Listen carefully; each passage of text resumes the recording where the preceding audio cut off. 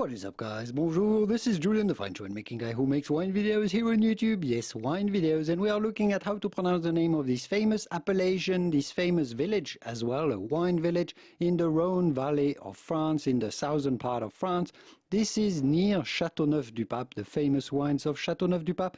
This is an appellation that is particularly famous for its sweet red wines, or vin doux naturels, but it also makes some red, white and rosé wines. We are looking at how to pronounce the wines made from Syrah, Grenache and Mourvedre, the typical Rhône blend.